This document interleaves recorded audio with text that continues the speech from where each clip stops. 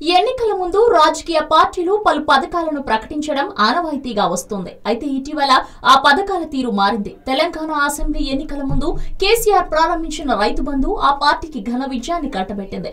దీంతో అందరి చూపు ఈ పథకంపై పడింది.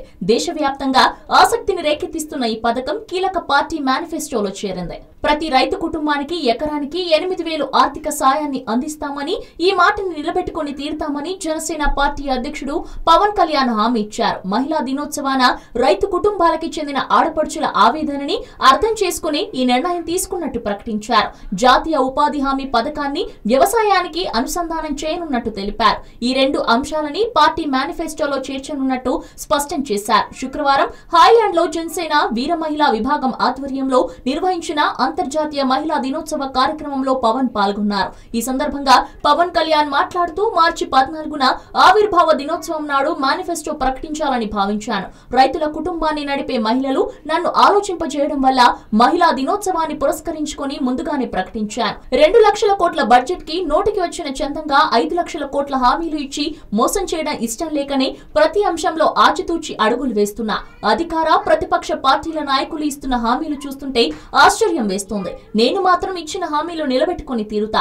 రైతుల కష్టాలు చూస్తుంటే ఆవేదన కలిగిస్తోంది. అన్నం పెట్టే రైతులు దేవతలతో సమానం. రైతు క్షేమంగా ఉంటేనే రామరాజ్యం వస్తుంది. రైతుల క్షేమం కోరుకుంటూ తీసుకున్న ఈ నిర్ణయం వెనుక రైతు కుటుంబాల్లో ఆడపడుచుల భద్రత కూడా దాగి ఉంది.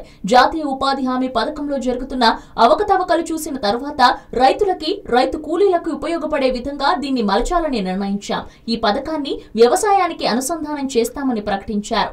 ఒక్కో ఆడపడుచు 100 మంది పురుషులకి సమాధానం చెప్పే స్థాయిలో తీర్చిదిద్దాలన్న లక్ష్యంతోనే మహిళా విభాగానికి వీర మహిళా విభాగంగా నామకరణం చేయడం జరిగిందని పవన్ వెల్లడించారు. పార్టీకి సంబంధించి కమిటీలు వేసే సమయంలోనూ మరే పార్టీ ఇవ్వని విధంగా మహిళలకి తొలి ప్రాధాన్యం ఇచ్చాను. పార్టీ నిర్మాణంలో మండల స్థాయి వరకు 33% ఆడపడుచులకి అవకాశం ఇస్తాం. పని చేయగలిగే వారు, నిబద్ధతతో నిలబడగలిగే ఆడపడుచుల కోసం చూస్తున్నాను. అలాంటి వారు ముందుకు వచ్చిన నాడు పార్టీ పదవుల్లో 33% మహిళలకి చోటు కల్పిస్తాం. చట్టసభల్లో మహిళలకి 33% రిజర్వేషన్లు అందించడానికి సిద్ధంగా ఉన్నాను.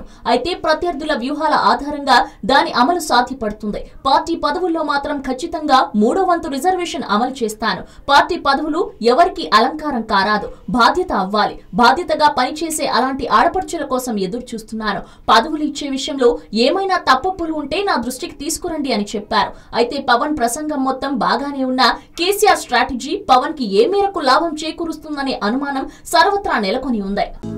హలో, మిమ్మల్నే యోయో టీవీ యాప్ డౌన్లోడ్ చేసుకున్నారా? ఇంకా లేదా? మీ యాప్ స్టోర్ కి వెళ్ళి వెంటనే డౌన్లోడ్ చేసుకోండి.